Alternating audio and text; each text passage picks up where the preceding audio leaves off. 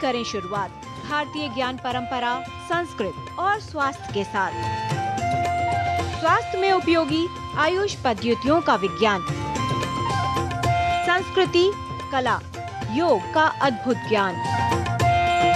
देखिए विशेष कार्यक्रम सुप्रभातम सोमवार से शुक्रवार सुबह 7 बजे सिर्फ डीडी न्यूज पर।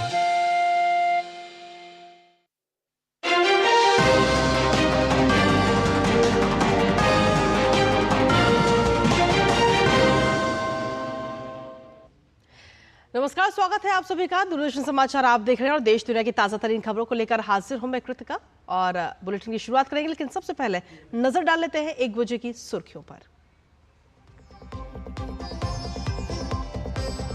अरुणाचल प्रदेश में एक बार फिर भाजपा सरकार, पार्टी ने बहुमत का जादुई आंकड़ा छुआ। 60 में से 37 सीट पर जीत की हासिल, 8 सीटों पर बनाई हुई है बढ़त।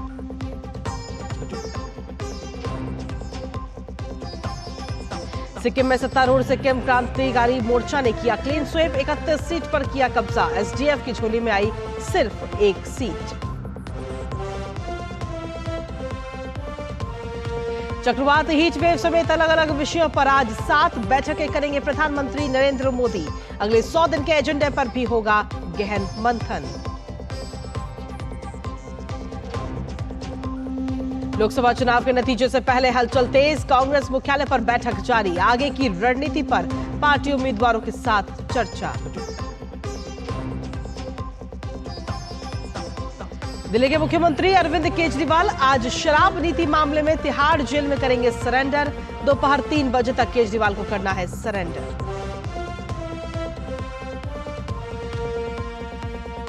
और खेल की खबरों में आईसीसी T20 विश्व कप में आज वेस्टइंडीज और पापुआ न्यू गिनी होंगे आमने सामने। पहले मैच में अमेरिका ने कनाडा को 7 विकेट से दी करारी शिकस्त।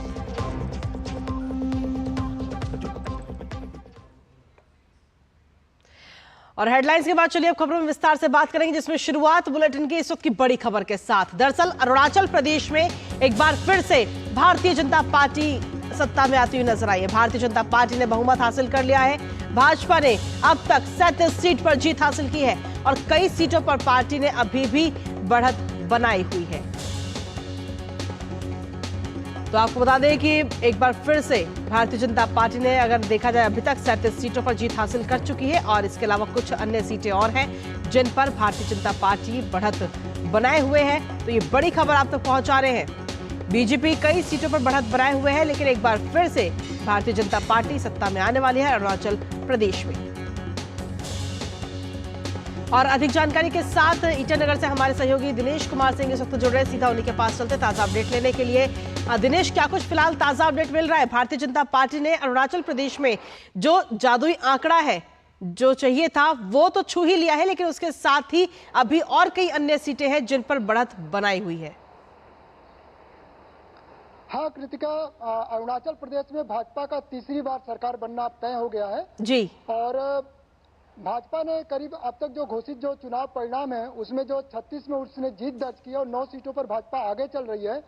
वहीं जो एनपीपी जो 5 सीटों पर जो है आगे चल रही है और पीपुल्स पार्टी ऑफ अरुणाचल जो अरुणाचल की क्षेत्रीय दल है वो 2 सीटों पर आगे चल रहा है और एनसीपी जो हाल जस्ट नई पार्टी है वो 3 सीटों पर आगे चल रही है।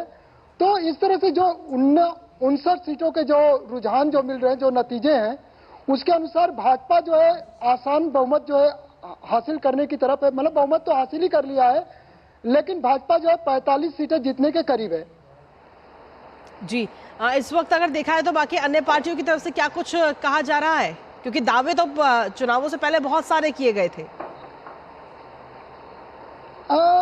एक चीज कहा जाए कृतिका कि अरुणाचल प्रदेश में जो जिस दल की सरकार बनती है, जैसे पिछले करीब 10 सालों से जितने भी विपक्षी पार्टी के जो उम्मीदवार जो जीतते हैं वो भी सत्ताधारी दल के साथ उसको समर्थन देते हुए अपने जो विधानसभा क्षेत्रों का विकास करते हैं जी। और जो मुख्य जो विपक्षी पार्टी है, जो भारतीय राष्ट्रीय जो कांग्रेस है उसका जो है एक उम्मीदवार अभी आगे चल रहा है।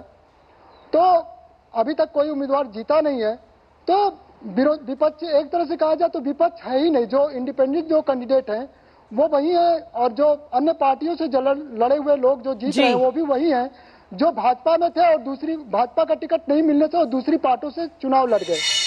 जी दिनेश, जिस एक प्रत्याशी की आपने बात की कांग्रेस से जो इस वक्त कहीं ना कहीं बढ़त बनाए हुए है, आखिर वो कहां से है और किसके साथ उसका सीधा मुकाबला देखने को मिलता है? हाँ, उसका अभी अपडेट मेरे पास नहीं है, क्षमा करिएगा जी। क्योंकि बहुत आगे पीछे हो रहा था।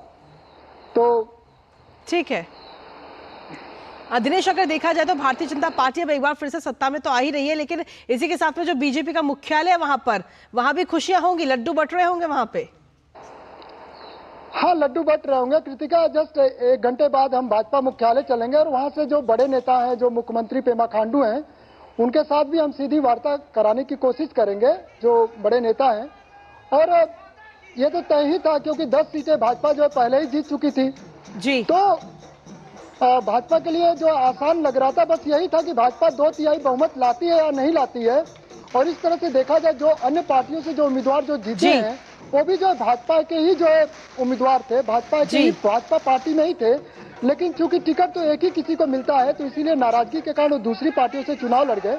और जिसके कारण से मतलब कि वो थोड़ा जो नाराजगी थी वो अलग बात है, मतलब कुछ सीटों पर भाजपा ने जो पुराने उम्मीदवार को हार देखना पड़ा।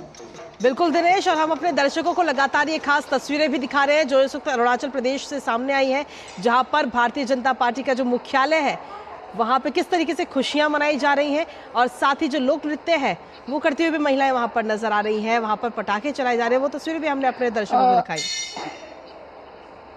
हाँ कृतिका, एक चीज और मैं अपडेट करूंगा जी।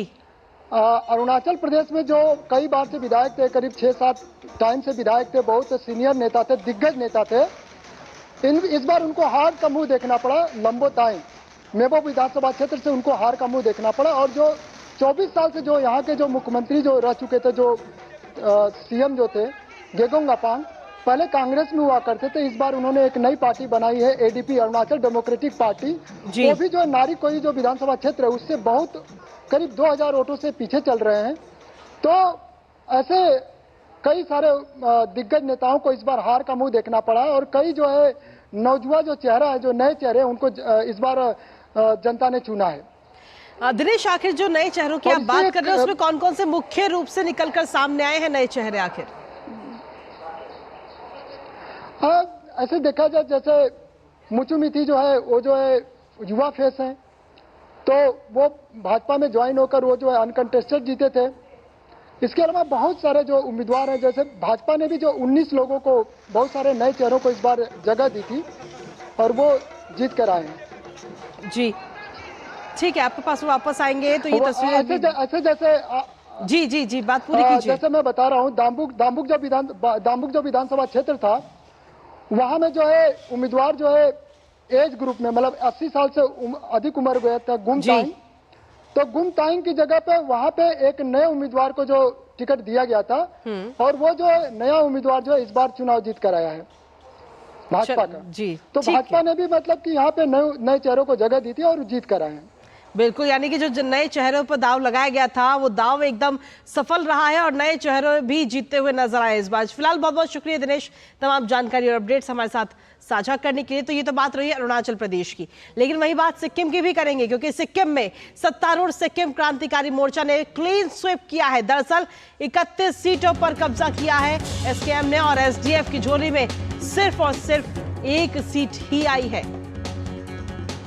तो 32 सीटें हैं कुल और 32 में से 31 सीटें सत्तारूढ़ सिक्किम क्रांतिकारी मोर्चा के खाते में गई हैं और क्लीन स्वीप करती हुई एसकेएम इस बार नजर आई है सिक्किम के अंदर। तो ये बड़ी खबर आप तक पहुंचा रहे हैं, सिक्किम में सत्तारूढ़ एसकेएम ने कब्जा कर लिया है और एक बार फिर से सत्ता में वो आ चुकी है। इसी पर ताजा अपडेट ले लेते हैं न्यूज रूम से हमारे सहयोगी राजेश राज इस वक्त जुड़े। राजेश, क्या कुछ ताजा अपडेट है सिक्किम को लेकर के? क्लीन स्वीप एसकेएम करती हुई नजर आ रही है और एसडीएफ के खाते में सिर्फ एक सीट। बिल्कुल कृतिका, आपने सही कहा कि जो सिक्किम क्रांतिकारी मोर्चा है वो बिल्कुल क्लीन स्वीप की स्थिति जो है वो बनाए हुए है और अनेक सीटों पर जो है उसके प्रत्याशी आगे चल रहे हैं, अनेक सीटों पर जो है वो बढ़त बनाए हुए हैं। तो हम कह सकते हैं कि यह जहां अरुणाचल को भारतीय जनता पार्टी को अरुणाचल में एक ज़बरदस्त कामयाबी हाथ लगी है। वहीं पर जो सिक्किम क्रांतिकारी मोर्चा है वह भी पाटन पार्सल है, कहीं ना कहीं एक सहयोगी दल है, और जिसकी वजह से इस जीत को भी हम उस श्रेणी में रख सकते हैं। और निश्चित तौर पर ये कहा जा सकता है कि एक लंबे समय तक सत्ता में रहने के बाद एंटी इनकम्बेंसी जैसे हालात बनते हैं, लेकिन यहाँ पर स्थिति जो है वो प्रो इनकम्बेंसी वाली दिखाई पड़ रही है। और लंबे समय तक सत्ता में रहने के बावजूद हम कह सकते हैं कि जहाँ जनादेश सरकार के कामकाज पर, सरकार का जो कामकाज है उसका रेफरेंडम इसे कहा जा सकता है, कि जो कामकाज की समीक्षा होती है पूरे 5 साल तक जो हम कामकाज करते हैं, उस आधार पर जनता से जनादेश मांगने की कोशिश की जाती है। और कई बार सरकारों को उसमें कामयाबी हाथ नहीं लगती है, लेकिन यहाँ पर ये साफ तौर पर दिखाई पड़ रहा है कि सरकार का जो कामकाज है उसकी समीक्षा में सरकार, सिक्किम की जो सरकार है वो जनता के उम्मीदों पर खड़ी उतरी है। और 2014 से आपने देखा है कि प्रधानमंत्री नरेंद्र मोदी के नेतृत्व में जिस तरीके से देश में सरकार चलती रही है, और कहीं ना कहीं एंटी इनकम्बेंसी के बजाय प्रो इनकम्बेंसी का जो सिलसिला चलता रहा है वह सिलसिला नॉर्थ ईस्ट के राज्यों में भी स्पष्ट तौर पर देखा जा रहा है।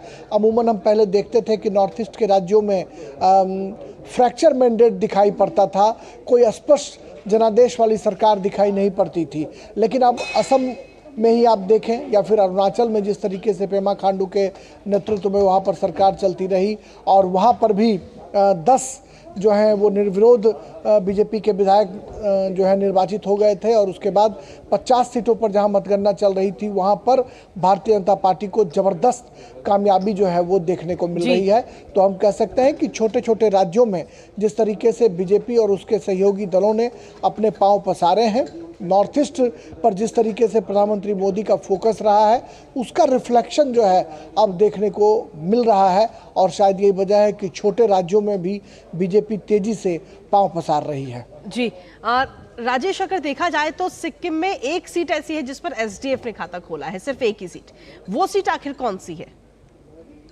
ये अभी उसकी पुख्ता जानकारी जो नहीं मिल पाई है, क्योंकि वहाँ से जो है स्पष्ट तौर पर जानकारी मिल पाएगी गैंगटॉक से कि क्या कुछ कौन सी ऐसी सीट है। लेकिन मुझे लगता है कि उसकी विस्तृत जानकारी जो है जब प्राप्त होगी तो फिर उस पर चर्चा की जाएगी। लेकिन जिस तरीके का रुझान वहाँ पर देखने को मिल रहा है, निश्चित तौर पर जो विपक्षी खेमा है उसका कहीं ना कहीं एकदम बिल्कुल वॉश आउट हो गया है। विपक्षी खेमे की अगर बात करें तो विपक्षी खेमे में बिल्कुल सन्नाटा है। वहीं सत्ताधारी जो पार्टी है, सत्ताधारी पार्टी के लिए एक संतोष का भाव स्पष्ट तौर पर दिखाई पड़ रहा है। और हमने आपको पहले भी कहा कि जिस तरीके से पहले नॉर्थ ईस्ट के राज्यों को बहुत ही पिछड़ा राज्य माना जाता था और पॉलिटिकली बहुत साउंड नहीं माना जाता था, जिसकी वजह थी कि विकास की किरणें भी देर से पहुंचती थी, भ्रष्टाचार की खबरें आती थी, और कहीं ना कहीं नॉर्थ ईस्ट के जो राज्य थे वो देश के जो मुख्य भाग हैं वहाँ से कटे हुए दिखाई पड़ते थे।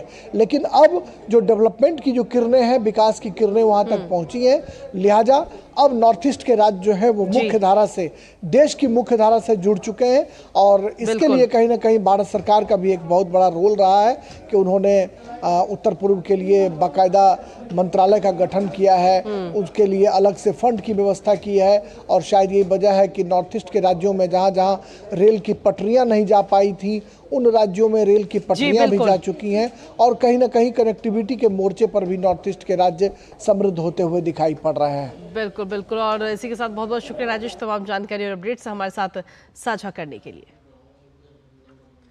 तो जिस तरीके से देखा जाता है अरुणाचल प्रदेश और सिक्किम में रुझानों के बाद में अब कहीं ना कहीं नतीजे भी सामने आते हुए नजर आ रहे हैं। और इसी के साथ प्रधानमंत्री नरेंद्र मोदी की अगर हम बात करें तो प्रधानमंत्री मोदी आज एक के बाद एक कुल 7 अहम बैठकें करेंगे, जिसमें पहली बैठक चक्रवात के बाद की स्थिति की समीक्षा पर होगी।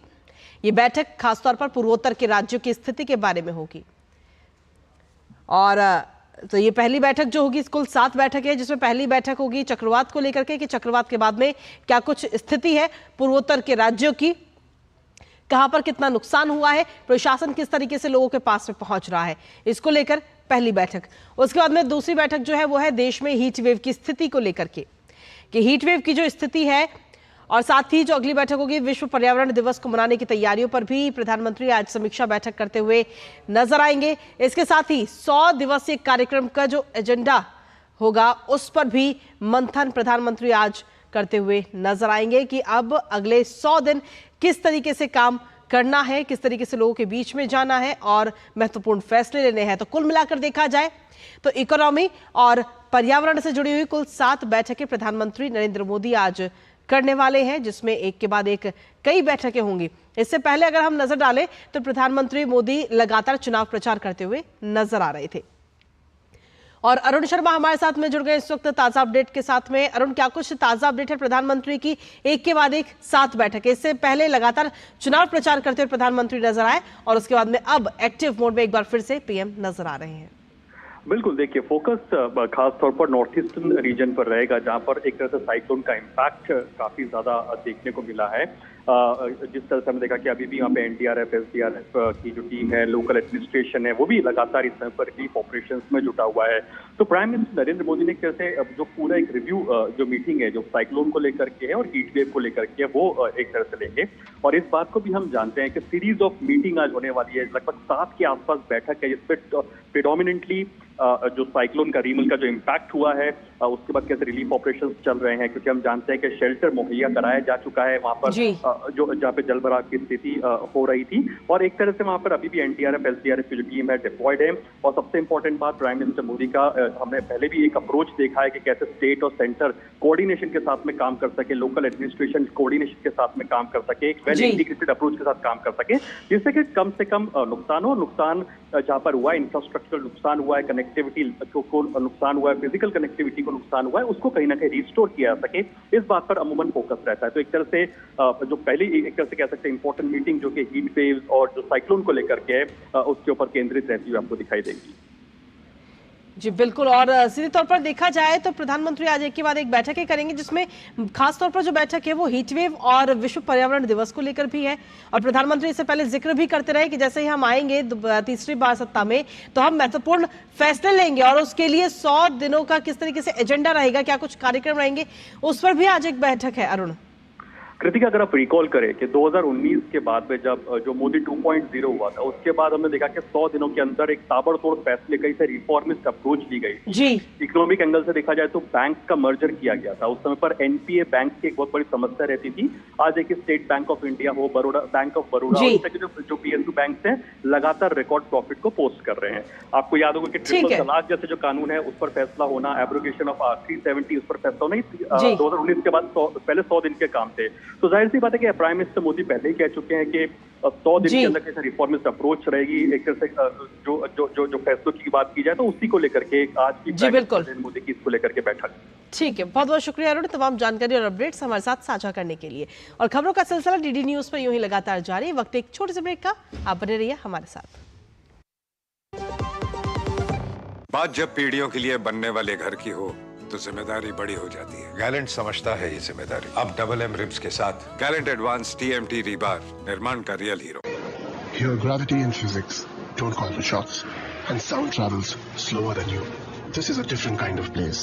That's why we're looking for different kind of people for whom excellence is not a job but a way of being, be it in the sky or on the ground. We are looking for an invincible team of invincible people. People who are a cut above. Join the Indian Air Force to be a cut above. Shukla बता रहा था आपके बाबूजी ने जायदाद का कुछ हिस्सा नौकर के नाम कर दिया। अब नौकर हर काम अपना घर समझ के करेगा। समर कूल, जो हर दिल करे कबूल। और ब्रेक के बाद एक बार फिर से स्वागत आप सभी का। खबरों में बढ़ेंगे आगे, जहां कांग्रेस अध्यक्ष मल्लिकार्जुन खड़गे आज सभी लोकसभा उम्मीदवारों के साथ एक ऑनलाइन बैठक करने वाले हैं और ये बैठक शुरू भी हो चुकी है। बैठक में आगे की पार्टी की जो रणनीतियां हैं उनको लेकर के लोकसभा उम्मीदवारों और पार्टी के वरिष्ठ नेताओं के साथ चर्चा की जा रही है। बैठक में खड़गे पार्टी के प्रत्याशियों को मतगणना में एहतियात बरतने को लेकर के दिशा निर्देश भी दे सकते हैं। एक तरफ जहां एग्जिट पोल्स में एनडीए की एक बार फिर से सरकार बनती हुई दिखाई दे रही, तो वहीं इंडी गठबंधन 295 से ज्यादा सीट जीतने का दावा कर रही है। और इसी पर ताजा अपडेट ले लेते हैं। हमारे साथ में हमारे सहयोगी कुमार आलोक इस वक्त जुड़ रहे हैं। कुमार आलोक, क्या कुछ ताजा अपडेट है आपके पास में इस बैठक को लेकर? देखिए, कल इंडिया गठबंधन की जो बैठक हुई थी, जिसमें कि तमाम जो बड़े नेता हैं वो आए थे, चाहे वो तेजस्वी यादव हो, चाहे अरविंद केजरीवाल हो, इसके अलावा टीएमसी को छोड़कर बाकी सारे जो अपोजिशन के लीडर थे वहां पर पहुंचे थे। और उन्होंने एक फीडबैक लिया कि सातों चरण में या सातवां चरण अभी प्रगति पर था, या दिन में 1 बजे बैठक हुई थी और एक तरह से पूरा लिया गया, फाइंड आउट दिया गया कि कहाँ किस राज्य में इंडी गठबंधन की क्या स्थिति है। उसके बाद आज जब सवेरे यहाँ पर बैठक हुई, राहुल गांधी थे, कांग्रेस की अपनी बैठक हुई 24 अक्टूबर रोड में, जहाँ पर राहुल गांधी थे, मल्लिकार्जुन खड़गे उस बैठक को संबोधित कर रहे थे। तो उसमें भी वहां पर लोकसभा के जितने भी प्रत्याशी हैं पूरे देश में, उनसे जूम के द्वारा उनसे चर्चा की गई, फीडबैक लिया गया। इसके अलावा जितने भी पीसीसी अध्यक्ष हैं, स्टेट के प्रेसिडेंट हैं, उनसे फीडबैक लिया गया। और अब मतलब कुछ देर में, यानी 1 बजे के करीब में एक और मीटिंग जयराम रमेश दे रहे हैं, उसी जो लोकसभा के जो प्रत्याशी रहे हैं कांग्रेस से।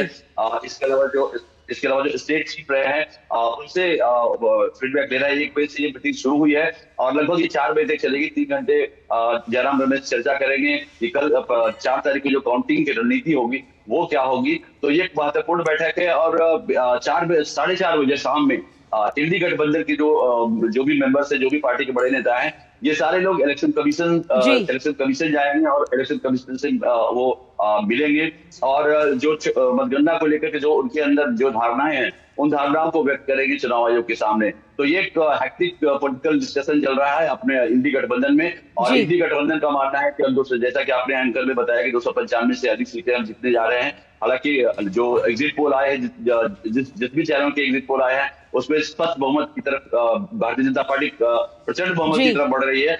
लेकिन एक अगर आप देखेंगे एग्जिट पोल में, तो बिहार में 8 से लेकर 10 सीट लगभग हर चैनल की जो एग्जिट पोल आया है उसमें दिया जा रहा है। तो अब एक देखना होगा 4 तारीख की जो मतगणना होगी, तो कांग्रेस के अलावा जो इतना बड़ा जो दावा कर रहे हैं वो कितना सक्सीड होगा, देखने वाली बात होगी। बिल्कुल, वाकई कुमार आलोक, और इसके लिए हम सभी बेसब्री से इंतजार भी कर रहे हैं कि 4 तारीख को जब नतीजे आएंगे तो वो नतीजे क्या कुछ कहेंगे और किसका दावा कितना सच साबित होगा, ये आगे आने वाला समय ही बताएगा। फिलहाल बहुत बहुत शुक्रिया।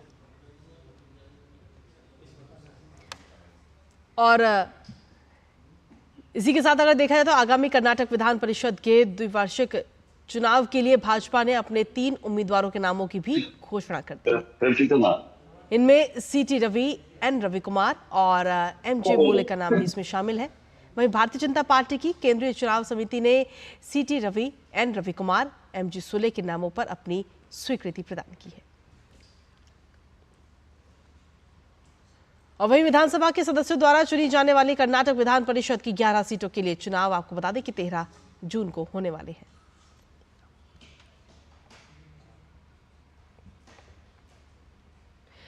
और वहीं दिल्ली के मुख्यमंत्री अरविंद केजरीवाल आज शराब नीति मामले में तिहाड़ जेल में सरेंडर करेंगे। दरअसल कल कोर्ट ने किसी भी तरह की राहत देने से साफ इनकार कर दिया था और आज दोपहर 3 बजे तक अरविंद केजरीवाल को सरेंडर करना है। दरअसल दिल्ली के राउज एवेन्यू कोर्ट ने कल मेडिकल ग्राउंड पर केजरीवाल की जमानत याचिका पर सुनवाई की थी, जिसमें स्वास्थ्य के आधार पर अंतरिम जमानत की अवधि को 1 सप्ताह बढ़ाने का अनुरोध किया गया था। स्पेशल जज कावेरी बावेजा ने मामले में दोनों पक्षों को सुनकर फैसला 5 जून तक के लिए सुरक्षित रख लिया और उसके बाद में अंतरिम जमानत पर अब फैसला 5 जून को आएगा।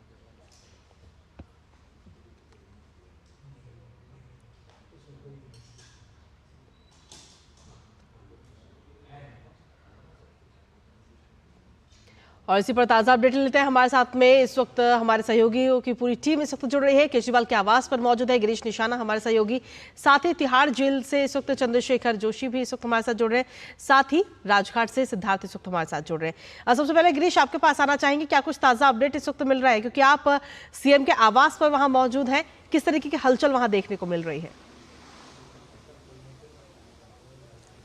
देखिए कृतिका, मैं आपको बताना चाहूँगा क्योंकि आज 21 दिन पूरे हो रहे हैं दिल्ली के मुख्यमंत्री अरविंद केजरीवाल को वो प्रचार के लिए उनको सुप्रीम कोर्ट की तरफ से ये आदेश मिला था कि 21 दिनों तक वो प्रचार कर सकते हैं और वो अपने 21 दिनों में प्रचार के लिए पूरा प्रयास किया और आज 21 दिनों बाद वो फिर से जेल के अंदर अपना सरेंडर करेंगे, तिहाड़ जेल पहुंचेंगे। यहाँ मेरे पीछे ये 6 फ्लैग स्टाफ रोड है सिविल लाइन पर, जहाँ पर दिल्ली के मुख्यमंत्री अरविंद केजरीवाल रहते हैं। मेरे कैमरा सहयोगी मोहित कहूँगा कि वे दृश्य दिखाए जहाँ देख सकते हैं, ये मेरे पीछे दिल्ली के मुख्यमंत्री अरविंद केजरीवाल का निवास है, 6 फ्लैग स्टाफ रोड। अब से कुछ देर बाद यानी करीब 3 बजे दिल्ली के मुख्यमंत्री अपने इसी फ्लैग स्टाफ रोड से निकलकर सीधा दिल्ली के राजघाट जाएंगे, जहाँ पर वो महात्मा गांधी को श्रद्धा सुमन अर्पित करेंगे और उसके बाद वहाँ से निकलकर वो हनुमान मंदिर जाने वाले हैं कनॉट प्लेस के, और वहाँ के बाद सीधा वो तिहाड़ जेल जाएंगे। तो आज 21 दिन बाद फिर से उनको तिहाड़ जेल में सरेंडर करना होगा। उसके लिए यहाँ पर तमाम जो मीडिया है वो मौजूद है, सुरक्षा के व्यापक इंतजाम कर दिए गए हैं। इस पूरे ही रोड के ऊपर जो फ्लैग स्टाफ रोड है इसके पूरे रोड के आसपास बैरिकेडिंग की गई है ताकि अन्य लोग यहाँ पर ना पहुंच सके, भीड़ भाड़ इकट्ठी ना हो सके। लेकिन मीडिया काफी संख्या में यहाँ मौजूद है जब दिल्ली के मुख्यमंत्री अरविंद केजरीवाल यहाँ से सीधा राजघाट के लिए रवाना होंगे। ठीक है गिरीश, आपके पास वापस आएंगे। इस वक्त राजघाट से हमारे सहयोगी सिद्धार्थ भी इस वक्त मौजूद है। सिद्धार्थ, वहां पर किस तरीके की तैयारियां हैं? क्योंकि जब अरविंद केजरीवाल वहां पर पहुंचेंगे तो सीधी सी बात है काफी लोग भी उनके साथ वहां मौजूद रहेंगे जो उनके समर्थक हैं। बिल्कुल कृतिका, बताना चाहेंगे आपको इस वक्त राजघाट के हम बाहर हैं जहां अरविंद केजरीवाल जो दिल्ली के मुख्यमंत्री हैं वो आने वाले हैं। आज उनको जो है आत्मसमर्पण करना है तिहाड़ जेल में, और इसी के चलते उनका जो शेड्यूल है जो उन्होंने सोशल मीडिया साइट एक्स पर डाला है, उन्होंने लिखा कि वो सुप्रीम कोर्ट का बहुत आभार प्रकट करते हैं कि उनको अंतरिम बेल मिल गई है 21 दिन की, जो कि आज ख़त्म हो रही है। और उसी के साथ वो 3 बजे अपने घर से निकलेंगे और उसके बाद सबसे पहली जो जगह है जहाँ अरविंद केजरीवाल आने वाले हैं वो राजघाट है, जहां हम इस वक्त हैं। यहाँ ये महात्मा गांधी को श्रद्धांजलि देंगे और उसके बाद फिर कनॉट प्लेस में हनुमान मंदिर जाएंगे और उसके बाद पार्टी कार्यालय भी जाएंगे। तो पूरी संभावना है कि अरविंद केजरीवाल जी यहाँ पर आएंगे और यहाँ पर सुरक्षा के कड़े इंतजाम अभी से ही शुरू कर दिए गए हैं। हम पुलिसकर्मियों से अभी कुछ देर पहले बात कर रहे थे तो उन्होंने कहा कि जिस तरीके से हमें कमांड मिलती जा रही है उसी तरीके से हम एक्शन लेते जा रहे हैं। यहाँ पर सुरक्षा के इंतजाम कड़े होते जा रहे हैं और VIP जो गेट है वहाँ से अरविंद केजरीवाल जी जो है एंटर करेंगे। अरविंद केजरीवाल वहाँ से जो है महात्मा गांधी को श्रद्धांजलि देने के लिए, तो उस एरिया में जो है सुरक्षा के जो इंतजाम है काफ़ी कड़े कर दिए गए हैं। और जैसे जैसे कि समय और आगे बढ़ता जाएगा यहाँ से लोगों को भी रोक दिया जाएगा उस गेट पे पहुँचने पर, और वहाँ पर जो पुलिसकर्मी हैं उनकी देख रेख में अरविंद केजरीवाल अंदर जाएंगे। तो ये उनका पूरा जो है शेड्यूल है अभी तक का, और जैसे जैसे हमें और इन्फॉर्मेशन मिलती जाएगी हम आपको देते जाएंगे। बता दें कि 21 दिन की अंतरिम बेल उनकी पूरी हो रही है। उनको आज आत्मसमर्पण करना है तिहाड़ जेल के अंदर शराब नीति मामले में। इन्फोर्समेंट डायरेक्टरेट द्वारा वो अरेस्ट हुए थे 21 मार्च को, और उसके बाद कुछ दिन हिरासत में रहने के बाद 1 अप्रैल को उनको न्यायिक हिरासत में भेज दिया गया। वहाँ से उनको 10 मई को जो है रिहा कर दिया गया प्रचार के लिए, और 21 दिन के लिए उन्हें अंतरिम बेल मिली थी जो कि आज पूरी हो रही है और आज उन्हें सरेंडर करना है। कृतिका, ठीक है सिद्धार्थ, आपके पास वापस आएंगे। इस वक्त चंद्रशेखर जोशी भी हमारे साथ लगातार बने हुए हैं जो कि तिहाड़ जेल पर इस वक्त मौजूद हैं। चंद्रशेखर, वहां पर क्या कुछ स्थिति है? क्योंकि जब अरविंद केजरीवाल वहां पर पहुंचेंगे तो समर्थक भी रहेंगे, किस तरीके की तैयारियां वहां देखने को मिल रही है और लगभग क्या समय होगा जब अरविंद केजरीवाल वहां पहुंचेंगे?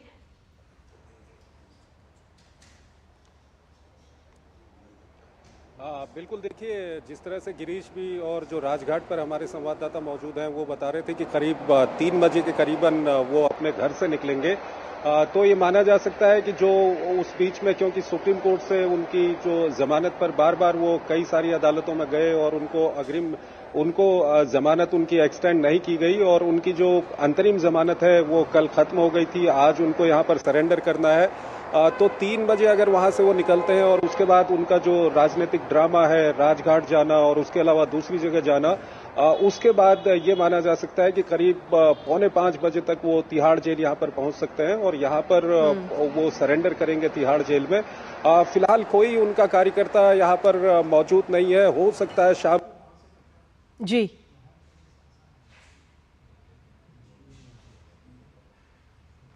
चलिए चंद्रशेखर, आपके पास वापस आएंगे और आपके पास वापस आएंगे वापस आपका मुश्किल है। ठीक है, आपके पास वापस आते हैं। गिरीश भी हमारे साथ लगातार बने हुए हैं। गिरीश, जिस तरीके से देखा जाए तो जैसा आपने बताया कि करीब 3 बजे का वो समय होगा जब अरविंद केजरीवाल वहां से निकलेंगे और राजघाट जाएंगे, उसके बाद में हनुमान मंदिर भी जाएंगे और उसके बाद में तिहाड़ जेल पहुंचेंगे। जी बिल्कुल, 3 बजे करीब दिल्ली के मुख्यमंत्री अरविंद केजरीवाल अपने आवास 6 फ्लैग स्टॉप रोड से निकलेंगे और यहाँ से करीब 10 से 15 मिनट के भीतर वो राजघाट भी पहुँच जाएंगे। हालांकि यहाँ आज अगर बात की जाए तो उनके कार्यकर्ता नहीं दिखाई दे रहे, क्योंकि हालांकि दोनों ही तरफ, इस रोड के दोनों तरफ जो है बैरिकेडिंग की गई है। पुलिस की तरफ से सुरक्षा के व्यापक इंतजाम किए गए हैं। तमाम मीडिया यहाँ पर मौजूद है, क्योंकि जिस तरह से वो अपने घर से बाहर निकलेंगे तो यहाँ पर तमाम सुरक्षा के व्यापक इंतजाम किए गए हैं। करीब 10 से 15 मिनट बाद वे राजघाट पहुंचेंगे और वहां पर बापू की समाधि पर दर्शन करने के बाद वो सीधा कनॉट प्लेस के हनुमान मंदिर जाएंगे, जहां पर वो हनुमान जी के दर्शन करेंगे और उसके बाद वहां से निकलकर उन्हें सीधा तिहाड़ जेल पहुंचना है और वहां से करीब 40 मिनट के आसपास माना जा सकता है कि तिहाड़ जेल का रास्ता पड़ेगा कनॉट प्लेस से। तो करीबन वो 4:45 और 5 बजे के आसपास तिहाड़ जेल दिल्ली के मुख्यमंत्री अरविंद केजरीवाल अपने आप को सरेंडर करने फिर से पहुंचने वाले हैं। लेकिन जहां तक जानकारी मिल रही है, दोपहर 3 बजे तक केजरीवाल को सरेंडर करना है। देखिए 3 बजे सरेंडर करना है, लेकिन वो उन्होंने अपना समय रखा है। दिल्ली के मुख्यमंत्री अरविंद केजरीवाल ने खुद आज सुबह 9:25 पर एक्स पर लिखा था कि वो 3 बजे अपने घर से बाहर निकलेंगे और उसके बाद वो सीधा राजघाट जाएंगे, बापू की समाधि जाएंगे और उसके बाद हनुमान जी के मंदिर जाके दर्शन करते हुए सीधा वो तिहाड़ जेल पहुंचेंगे। हालांकि वो 5 बजे से पहले आज तिहाड़ जेल में अपने आप को सरेंडर कर देंगे। ठीक है, आपके पास में वापस आएंगे। सिद्धार्थ के पास सीधा चलते हैं। सिद्धार्थ, लगभग 3 बजे वहां से निकलेंगे और अगर दूरी के हिसाब से हम अप्रॉक्स माने तो 15 से 20 मिनट के अंदर वो राजघाट भी पहुंच जाएंगे। वहां पर किस तरीके की तैयारियां इस वक्त देखने को मिल रही है और कितनी देर रुकने का कार्यक्रम है अरविंद केजरीवाल का? जी बिल्कुल कृतिका, आपने बिल्कुल ठीक कहा है। 3 बजे जैसे कि अरविंद केजरीवाल ने एक्स पर लिखा था कि 3 बजे वो अपने घर से निकलेंगे और सबसे पहली जो जगह होगी वो जहाँ जाएंगे वो राजघाट है। और राजघाट से अगर उनकी घर की दूरी अगर देखी जाए तो वो करीबन 15 से 20 मिनट की है। तो वो सबसे पहले यहाँ आएंगे, वो महात्मा गांधी को श्रद्धांजलि देंगे जैसा कि उन्होंने लिखा है। और जैसे कि मैंने आपको बताया था कि एक्स पर लिखते हुए उन्होंने सबसे पहले तो सुप्रीम कोर्ट का आभार प्रकट किया कि सुप्रीम कोर्ट ने उनको अंतरिम बेल दी है 21 दिन की, जो कि पूरी हो गई और आज उनको आत्मसमर्पण करना है तिहाड़ जेल में। यहाँ आएंगे, यहाँ पर कुछ देर वो रुकेंगे अरविंद केजरीवाल और महात्मा गांधी को श्रद्धांजलि देंगे, क्योंकि उसके बाद उन्हें तुरंत हनुमान जी के मंदिर में जाना है, जो कि नई दिल्ली के कनॉट प्लेस में स्थित है। और वहाँ उनका ऐसा मानना है कि हनुमान जी का आशीर्वाद लेने के बाद शायद करीबन ऐसे कुछ जो है खबरें मिल रही हैं कि वो शायद पार्टी कार्यालय जाएं और पार्टी कार्यालय नहीं जाते हैं तो वो सीधा तिहाड़ जेल जाएंगे आत्मसमर्पण करने के लिए। इस तरीके की खबरें आ रही हैं। सुरक्षा को मद्देनजर रखते, सुरक्षा की अगर मैं बात करूं यहाँ पे, तो मैं आपको बताना चाहूँगा कि सुरक्षा के इंतजाम काफ़ी कड़े किए गए हैं। जहां हम हैं उससे थोड़ी ही दूर आगे वीआईपी गेट है, जहां से अरविंद केजरीवाल आएंगे और महात्मा गांधी को श्रद्धांजलि देंगे। और उस गेट पर सुरक्षा के काफ़ी पुख्ता इंतजाम है। हमने पुलिसकर्मियों से यहाँ पूछा कि ऐसी भी संभावना है क्या कि अगर अरविंद केजरीवाल जी आ रहे हैं तो जो आम पब्लिक आ रही है इस गेट से जहाँ मैं खड़ा हूँ उनको रोक दिया जाए। तो उन्होंने कहा कि अभी इस तरीके की ऐसी कोई खबरें उनके पास नहीं आई हैं कि आम पब्लिक को रोका जाए। आम पब्लिक जैसे आ जा रही हैं वो वैसी ही आती जाती रहेंगी जब तक उनके पास कोई निर्देश नहीं आ जाते। लेकिन वीआईपी गेट से ही अरविंद केजरीवाल एंटर करेंगे, ये कंफर्म्ड खबर है। और सुरक्षा के इंतजाम जैसे जैसे उनके यहाँ आने का समय होता जा रहा है ऐसे ऐसे कड़े किए जा रहे हैं, क्योंकि उसके बाद उन्हें हनुमान जी के मंदिर जाना है कनॉट प्लेस में और उसके बाद उन्हें शायद पार्टी कार्यालय नहीं जाते हैं तो तिहाड़ जेल में जाके उन्हें आत्मसमर्पण करना है। कृतिका जी, सिद्धार्थ, ठीक है, आपके पास वापस आते हैं। CS जोशी भी हमारे साथ बने हुए हैं। चंद्रशेखर, अगर देखा जाए तो इससे पहले बीते कल मेडिकल ग्राउंड पर जमानत याचिका भी लगाई गई थी, जिसको लेकर के अब 5 जून को सुनवाई होनी है।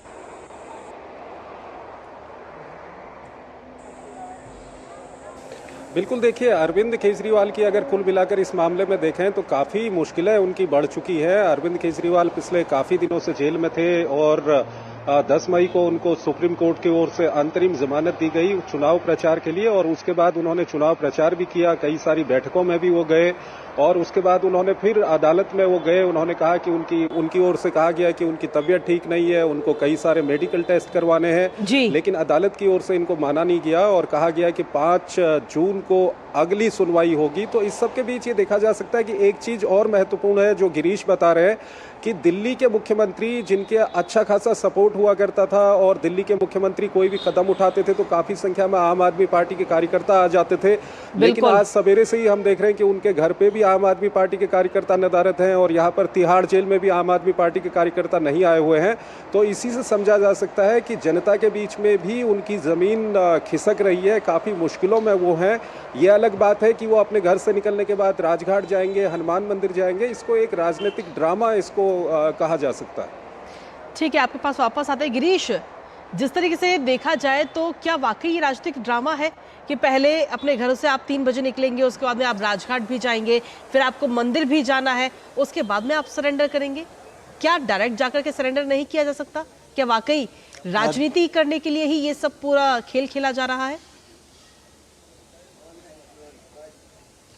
देखिए, अगर चाहते तो दिल्ली के जो मुख्यमंत्री अरविंद केजरीवाल हैं वो सुबह से यहाँ पर जा सकते थे या एक दिन पहले भी जाकर दर्शन कर सकते थे बापू की समाधि पे, लेकिन उन्हें मालूम है कि किस तरह से मीडिया में खबरों में बना रहना है, उन चीज़ों को वो अच्छे से समझते हैं और इन चीज़ों को ध्यान में रखते हुए खासतौर पर उन्होंने आज का अपना कार्यक्रम तय किया और ख़ासतौर पर उन्होंने लिखा भी, एक्स पर साफ लिखा है कि 3 बजे वो घर से बाहर निकलने वाले हैं और किस तरह से वो पहले राजघाट पर जाएंगे, फिर हनुमान मंदिर जाएंगे और उसके बाद वो सरेंडर करेंगे तिहाड़ में जाकर। तो कहीं ना कहीं अपने आप की ये एक तरह से कहें थे प्रचार उन्होंने अपना साथ में किया है कि किस तरह से वो जाने वाले हैं। हालांकि अगर आज की बात की जाए तो 21 दिन पूरे हो रहे हैं और 21 दिन बाद वो जाते चुपचाप से जाकर वो जेल में सरेंडर कर सकते थे, लेकिन उन्हें प्रचार बटोरना अच्छे से आता है, किस तरह से अपने आप को पब्लिसिटी देनी है वो दिल्ली के मुख्यमंत्री अरविंद केजरीवाल अच्छी तरह से जानते भी हैं। चलिए, फिलहाल बहुत बहुत शुक्रिया गिरीश आपका तमाम जानकारी और अपडेट्स हमारे साथ साझा करने के लिए। साथ ही चंद्रशेखर आपका भी बहुत बहुत शुक्रिया और सिद्धार्थ आपका भी बहुत बहुत शुक्रिया तमाम जानकारी और अपडेट्स हमारे साथ साझा करने के लिए। तो जिस तरीके से देखा जाए तो अरविंद केजरीवाल 3 बजे अपने घर से बाहर निकलेंगे और उसके बाद में वो पहले राजघाट जाएंगे, महात्मा गांधी को पुष्प अर्पित करेंगे, उसके बाद में मंदिर जाएंगे, हनुमान मंदिर जाएंगे, वहां पर पूजन करते हुए नजर आएंगे और उसके बाद में फिर वो तिहाड़ जेल पहुंचेंगे। कहीं ना कहीं पूरा राजनीति ड्रामा एक आज किया जा रहा है। फिलहाल इस पर नजर लगातार बनी रहेगी और इसी के साथ लेकिन अगली खबरों को भी रुक कर लेते हैं, जहां आपको बता दें कि देश की राजधानी दिल्ली में मौसम कहीं ना कहीं बदलता हुआ इन दिनों नजर आ रहा है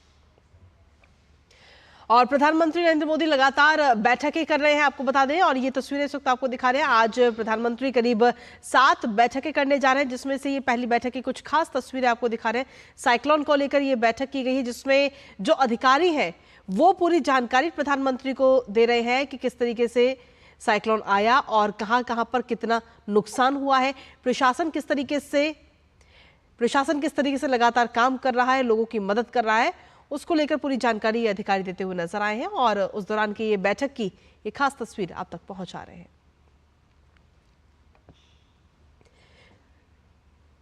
तो प्रधानमंत्री मोदी ने पूर्वोत्तर में जो चक्रवात आया उसके बाद में स्थिति की पूरी समीक्षा बैठक करते हुए प्रधानमंत्री ये नजर आ रहे हैं और ये तस्वीरें आपको दिखा रहे हैं, जिसमें अधिकारी इस वक्त मौजूद हैं और चक्रवात आने से पहले किस तरीके की तैयारियां की गई थी उनकी तरफ से और चक्रवात के जाने के बाद में क्या कुछ स्थिति है उन राज्यों की और साथ ही कहां पर कितना नुकसान हुआ है, उस नुकसान की किस तरीके से भरपाई की जाएगी, लोगों की मदद किस तरीके से वहां पर की जा रही है, इन तमाम चीजों को लेकर प्रधानमंत्री इस वक्त बैठक करते हुए नजर आ रहे हैं। ये उस बैठक की कुछ खास तस्वीर आप तक पहुंचा रहे हैं। सीधे तौर पर देखा जाए तो प्रधानमंत्री चुनाव प्रचार के बाद में सबसे पहले ध्यान पूजन करते हुए नजर आए। 3 दिन के लिए कन्याकुमारी पहुंचे थे, जहां पर वो ध्यान और साधना में रहे 3 दिन के लिए। उसके बाद में अब एक बार फिर से एक्टिव मोड में प्रधानमंत्री नजर आ रहे हैं और एक के बाद एक आज प्रधानमंत्री की 7 बैठकें हैं, जिसमें पहली बैठक ये इस वक्त हुई और चक्रवात को लेकर के इसमें पूरी जो स्थिति है उसकी समीक्षा प्रधानमंत्री करते हुए नजर आए। इसके बाद में एक के बाद एक और कई बैठकें हैं, जिसमें एक बैठक हीट वेव को लेकर भी है कि हीट वेव जिस तरीके से देश के कई राज्यों में इन दिनों देखने को मिल रही है, तो उससे निपटने के लिए क्या कुछ तैयारियां हैं उसको लेकर एक समीक्षा बैठक है। इसके अलावा विश्व पर्यावरण दिवस को लेकर क्या कुछ कार्यक्रम है उसको लेकर भी एक बैठक प्रधानमंत्री आज करने वाले हैं, समीक्षा बैठक होगी। साथ ही जब केंद्र में सत्ता में वापसी भारतीय जनता पार्टी आती है तो उसके बाद में अगले 100 दिन का किस तरीके का कार्यक्रम रहेगा, पूरा एजेंडा रहेगा, उसको लेकर भी आज प्रधानमंत्री नरेंद्र मोदी बैठक करने वाले हैं। तो कुल मिलाकर देखा जाए तो करीब 7 बैठकें हैं। तो प्रधानमंत्री नरेंद्र मोदी एक बार फिर से एक्टिव मोड में नजर आ रहे हैं और प्रधानमंत्री ने इससे पहले जब चुनाव प्रचार कर रहे थे तो उस दौरान ये कहा भी था कि जब वो सत्ता में आएंगे तो शुरुआत के 100 दिन कई अहम फैसले लिए जाएंगे।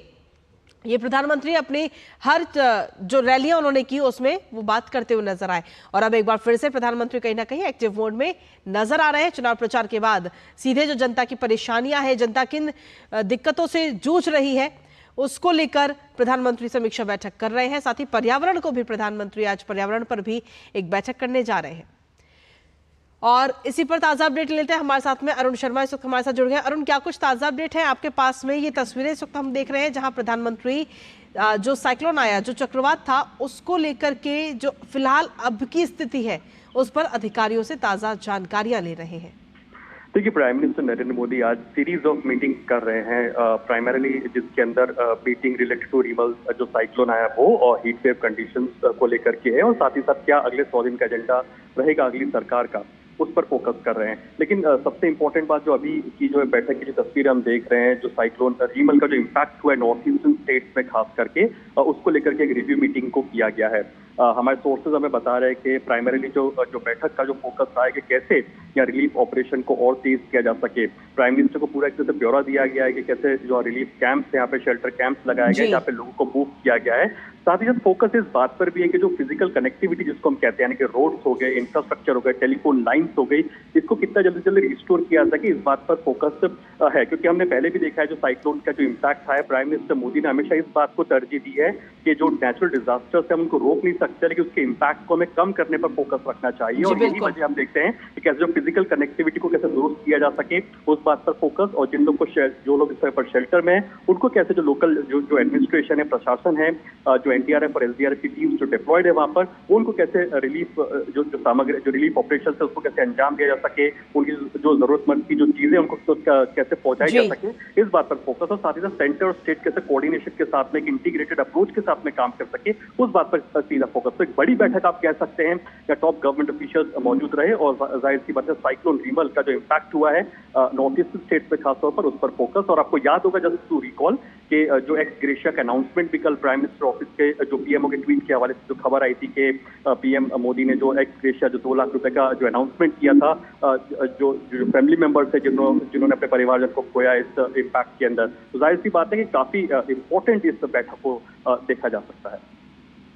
जी, बैठक तो काफी इंपॉर्टेंट है ही, लेकिन अरुण, हमने इससे पहले भी देखा है कि जब भी इस तरह की कोई भी आपदा आई है या आने वाली है तो प्रधानमंत्री एक्टिव मोड में नजर आए हैं और जमीनी स्तर पर जो तमाम अधिकारी हैं उनसे लगातार अपडेट भी लेते रहते हैं कि लोगों को किसी भी प्रकार की कोई परेशानी ना हो, क्योंकि आपदा को तो नहीं रोका जा सकता लेकिन उससे पहले तैयारी जरूर की जा सकती है। और इसका जीता जागता उदाहरण हमने गुजरात में देखा भी कि किस तरीके से पहले से तैयारियां की गई थी, जिसकी वजह से एक भी व्यक्ति की जान नहीं गई। बिल्कुल, ये उनका एक एक्सपीरियंस भी बहुत मैटर करता है। जब गुजरात के अंदर कच्छ आया था, आपको याद होगा, उस समय पर हमने देखा कि जो डिजास्टर हुआ था, उसके बाद डिजास्टर के बाद कैसे उभरा। तो तब से प्राइम मिनिस्टर नरेंद्र मोदी की जो प्राथमिकता है उसमें नेचुरल डिजास्टर्स को कैसे कॉम्बैट किया सके, उस पर फोकस रहता है। एक तरफ वो कहते हैं कि हमें रेजिलेंट इंफ्रास्ट्रक्चर को बनाना है जो कि नेचुरल डिजास्टर्स को कॉम्बैट कर सके, तो दूसरी तरफ इस बात पर प्राइम मिनिस्टर मोदी का फोकस रहता है कि सेंटर और स्टेट इसमें एक बहुत बेहतर कोऑर्डिनेशन और तालमेल होना चाहिए, क्योंकि ये उनके एक्सपीरियंसेस जो उन्होंने देखे हैं उसका एक सीधा इम्पैक्ट क्या देखने को मिलता है कि वो सीधे इस बात पर फोकस करते हैं कि कैसे सेंटर और स्टेट बेहतरी के साथ कोऑर्डिनेशन के साथ में काम करे। दूसरा, ये वो ऐसा समय होता है जिसपे बहुत ज्यादा जरूरत होती है कि आप इंफ्रास्ट्रक्चर को जल्द से जल्द इरेक्ट कर सके, वापस से बैक टू नॉर्मलसी लेकर के आ सके। तीसरा सबसे इंपॉर्टेंट ये होता है कि साइक्लोन के बाद में पोस्ट साइक्लोन होता क्या है कि कई सारी बीमारी जो होती है, जो डिजीजेज होती है, वो फैलनी शुरू हो जाती है। तो पोस्ट साइक्लोन इम्पैक्ट के अंदर सबसे ज्यादा इंपॉर्टेंट इस बात पर तरजीह दी जाती है, जिस पर वो भी तरजीह देते हैं कि कैसे जो और डिजीजेज जो होती है वो ना फैले और बीमारियां ना फैले, उससे कैसे रोका जा सके, उससे रिलेटेड जो हेल्थ इंफ्रास्ट्रक्चर उसे कैसे दुरुस्त किया जा सके। बिकॉज नॉर्थ ईस्टर्न स्टेट्स हम जानते हैं इस बात को कृतिका, कि काफी टफ टेरेन्स होती है नॉर्थ ईस्टर्न स्टेट्स की, यहाँ पर हेल्थ को पहुंचाना, एड को पहुंचाना बहुत मुश्किल काम होता है और इसी वजह से काफी ट्रिकी सिचुएशन का भी सामना करना पड़ता है हमारे जो रेस्क्यू एंड रिलीफ ऑपरेशन जो टीम होती है। और जाहिर सी यही बात है कि जो उसका जो की टू सक्सेस होता है, एक इंटीग्रेटेड अप्रोच होता है जो कि सेंटर और स्टेट का रहता है और साथ ही कैसे बेहतर हेल्थ इंफ्रास्ट्रक्चर को वहाँ पे लेकर के जाया जा सके, उनको मुहैया कराया जा सके, इस बात पर खास तौर पर फोकस रहता हुआ दिखाई देता है। तो इसी को लेकर के आज प्राइम मिनिस्टर मोदी की बात हुई है जहाँ पे उसने होलिस्टिक रिव्यू किया है इस जो पूरा इम्पैक्ट है साइक्लोन का और जाहिर सी बात है कि कैसे जल्द से जल्द उनको रिलीफ ऑपरेशंस को और त्वरित गति से पहुंचाया जा सके और साथ ही साथ कैसे जो लोग शेल्टर में इस समय पर रह रहे हैं उन तक जो खाद्य सामग्री होती है या फिर जो अदर एसेंशियल्स होते हैं उन तक कैसे पहुंचाया जा सके और जल्द से जल्द इंफ्रास्ट्रक्चर को दुरुस्त किया जा सके, चाहे वो कनेक्टिविटी हो या फिजिकल कनेक्टिविटी, उसको दुरुस्त किया जा सके, इस बात पर फोकस। जी अरुण, आगे चल के कहीं ना कहीं ये भी देखने को मिल सकता है कि केंद्र की तरफ से कोई राहत दी जा सके इन राज्यों को जहां पर इस साइक्लोन की वजह से नुकसान हुआ है। देखिए, हमने कल देखा कि एक जो एक्स ग्रेशिया का अनाउंसमेंट प्राइम मिनिस्टर मोदी ने किया था, जो लोग उन परिवारों को जिन्होंने अपने परिवारजनों को खोया इसके अंदर, लेकिन इसके साथ साथ जाहिर सी बात है कि सेंटर लगातार इस जो पूरे जो घटनाक्रम है इसको ऑब्जर्व करता है, लगातार मॉनिटरिंग करता है और जाहिर सी बात है कि अगर लगता है कि कोई खास पैकेज की, हालांकि इस समय पर देखा जाए तो सिर्फ रेस्क्यू रिलीफ ऑपरेशन एक बहुत बड़ा की होता है जिसमें स्टेट और सेंटर मिलकर के काम करते हैं। इस समय जो प्राथमिकता है वो इसी बात पर है कि कैसे जो शेल्टर में जो लोग रह रहे हैं उनको एक तरह से एसेंशियल्स और नेसेसरी आइटम्स उन तक पहुंच सके और कनेक्टिविटी कैसे जल्द से जल्द रिस्टोर किया सके। जहाँ तक कोई जो फाइनेंशियल असिस्टेंस पैकेज है वो डिपेंड करता है कि इंटेंसिटी ऑफ डैमेज कितना ज्यादा हुआ है, क्या अपने आप जो स्टेट है वो अपने पैरों पर कुछ खड़ा हो पा रहा है, रिस्टोर हो पा रहा है। तो प्रोटोकॉल कई सारे होते हैं, लेकिन हाँ वो बेसिकली कई सारी ऑब्जर्वेशन और जो एक तरह से रिपोर्ट्स तैयार होती है, इंटेंसिटी ऑफ डैमेज देखा जाता है, उसके बाद में इस तरह के फैसले लिए जाते हैं। लेकिन इनिशियल अभी जो फोकस जो मीटिंग कर रहा था वो इसी बात पर है प्राइमरीली कि कैसे जल्द से जल्द जो नॉर्थ ईस्टर्न स्टेट है जहाँ पर डैमेज हुआ है, जल भराव की सिचुएशन, तो उसको कैसे जल्द से जल्द रिस्टोर किया जा सके और कैसे नॉर्थ ईस्टर्न स्टेट को वापस बैक टू नॉर्मलसी की तरफ लेकर के आया जा सके। जी अरुण, अगर देखा जाए तो अभी हाल ही में 5 जून को विश्व पर्यावरण दिवस भी और इसको लेकर भी एक बैठक प्रधानमंत्री करते हुए नजर आएंगे, तो उसमें सीधे तौर पर पर्यावरण को लेकर चर्चा की जाएगी कि किस तरीके से हम अपने पर्यावरण को अच्छा बनाने में सहयोग कर सकते हैं और जनता के बीच में किस तरीके से मैसेज दिया जा सकता है। कृतिका, देखिए, इंटरनेशनल और मल्टीलैटरल प्लेटफॉर्म्स के ऊपर भारत ने कई सारे बड़े कमिटमेंट किए हुए हैं, जिसमें कि ये भी शामिल है कि कैसे 2030 तक भारत एक तरह से कार्बन न्यूट्रल होने की दिशा की तरफ आगे बढ़ सके। वही दूसरी तरफ लाइफ जैसा जो मंत्र प्राइम मिनिस्टर नरेंद्र मोदी ने दिया है, कैसे अपने लाइफस्टाइल में बदलाव करके हम एनवायरमेंटल फ्रेंडली बन सके। इस तरह कई सारे इनिशिएटिव्स जो प्राइम मिनिस्टर मोदी ने इंटरनेशनल और मल्टीलैटरल प्लेटफॉर्म्स पर रखे हैं। तो जाहिर सी बात है कि किस तरह से जो पर्यावरण दिवस हम मनाए, क्योंकि ये साफ इम्पैक्ट हम अपनी आंखों के सामने देख रहे हैं कि जिस तरह से टेम्परेचर राइज हो रहा है, ग्लोबल वार्मिंग की समस्या से कई हम लोग जूझ रहे हैं और कई सारे आइलैंड नेशंस जो हैं, जो कि छोटे छोटे देश है, जो कि आइलैंड नेशंस जो जिसको हम कहते हैं, वो कहीं ना कहीं इस ग्लोबल वार्मिंग के सबसे बड़े शिकार होते हुए दिखाई दे रहे हैं। तो हम जानते हैं कि prime minister Modi global leadership role रखते हैं। वो ऐसे जो कंट्रीज है उनकी बात, जो आइलैंड नेशन है उनकी बात को कई मल्टीलैटरल प्लेटफॉर्म पर भी उन्होंने रखा है। इनफैक्ट G20 के अंदर भी इन मुद्दों को लेकर के आया गया था, जो कि एनवायरमेंटल फ्रेंडली या फिर एनवायरमेंटल अप्रोच के साथ में आगे जाते दिखाई दे। तो इससे ये एनवायरमेंटल जो डे है, जो 5 जून का दिन environment day, world environment day, उसको कैसे बेहतर तरीके से मनाया जा सके, बच्चों में कैसे अवेयरनेस को क्रिएट किया जा सके, कैसे हम लाइफस्टाइल को बदले जिससे कि हम लोग एनवायरमेंट फ्रेंडली बन सके, प्लास्टिक की यूसेज को कैसे कम कर सके। ऐसे कई सारे जो स्टेप्स हैं जो कि पिछले 10 साल के अंदर प्राइम मिनिस्टर नरेंद्र मोदी ने नेशनली और इंटरनेशनली रखे हैं, उनको कैसे एक इंटीग्रेटेड अप्रोच के साथ में एक अवेयरनेस क्रिएट की जा सके। इन तमाम चीजों पर आप हो सकता है इन तमाम मुद्दों पर बातचीत होते हुए आपको दिखाई देगी, जहाँ तक इस बैठकों की सीरीज ऑफ मीटिंग्स का जहाँ तक सवाल है। ठीक है, बहुत बहुत शुक्रिया अरुण, तमाम जानकारी और अपडेट्स हमारे साथ साझा करने के लिए। और डीडी न्यूज पर खबरों का सिलसिला भी लगातार जारी। फिलहाल वक्त एक छोटे से ब्रेक का है, बने रहिए हमारे साथ।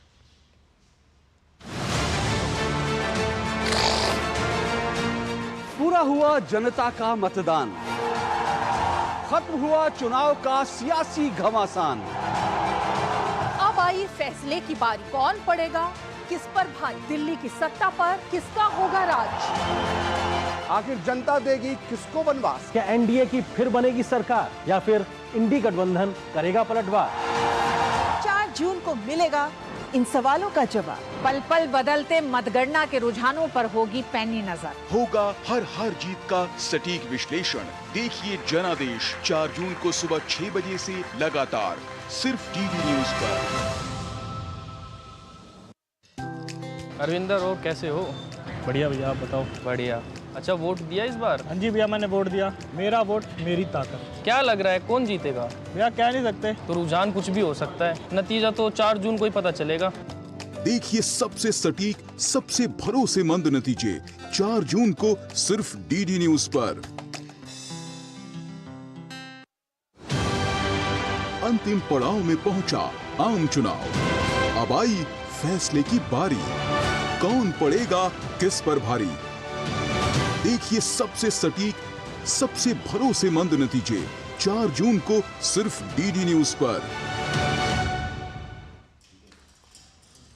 और ब्रेक के बाद एक बार फिर से स्वागत है आप सभी का। अब खबरों में आगे बढ़ेंगे और बात करेंगे खेलों से जुड़ी खबरों की, जहां अमेरिका और वेस्ट इंडीज में आयोजित किया जा रहा T20 क्रिकेट विश्व कप अब शुरू हो चुका है और पहले मैच में मेजबान अमेरिका ने कनाडा को 7 विकेट से हरा दिया। इसमें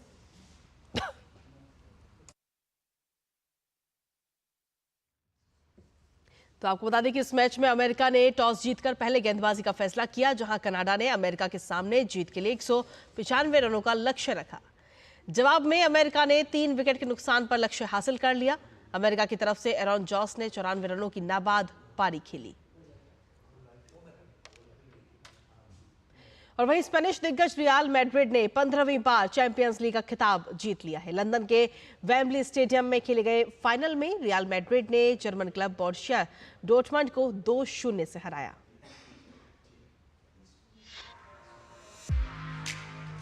लंदन के वेम्बली स्टेडियम में खेले गए चैंपियंस लीग फाइनल में स्पेनिश दिग्गज रियल मैड्रिड ने जर्मनी के क्लब बोरुसिया डॉर्टमंड को 2-0 से हरा दिया। इस जीत के साथ ही रियल मैड्रिड ने अपने ही रिकॉर्ड को मजबूत करते हुए 15वीं बार चैंपियंस लीग जीतने में कामयाबी पाई। पहले हाफ में बोरुसिया डॉर्टमंड रियल मैड्रिड पर भारी पड़ी। पहले हाफ में जर्मन टीम का शानदार प्रदर्शन देखने को मिला और उन्होंने गोल करने के प्रयास भी किए। हालांकि रियल मैड्रिड ने दूसरे हाफ में शानदार वापसी की। रियल मैड्रिड के लिए दानी कारवाहल ने 74वें और विनीशियस जूनियर ने 83वें मिनट में गोल किए और अपनी टीम को जीत दिला दी। रियल मैड्रिड के मैनेजर कार्लो एंचेलोटी के लिए भी ये रिकॉर्ड 5वां चैंपियंस लीग खिताब रहा। रियल मैड्रिड के लिए ये इस सीजन का दूसरा खिताब रहा। रियल मैड्रिड ने स्पेनिश लीग भी अपने नाम की है। वेम्बली स्टेडियम एक बार फिर बोरुसिया डॉर्टमंड के लिए दुर्भाग्यशाली रहा। बोरुसिया डॉर्टमंड को 2013 में इसी मैदान पर बायर्न म्यूनिख के खिलाफ भी चैंपियंस लीग फाइनल में हार का सामना करना पड़ा था। Sports desk, DD news. और इसी के साथ फिलहाल मेरे साथ इस मिनट में इतना ही। ब्रेक के उस पर देखिए खबरों का आगे का सिलसिला सहयोगी आंचल के साथ। नमस्कार।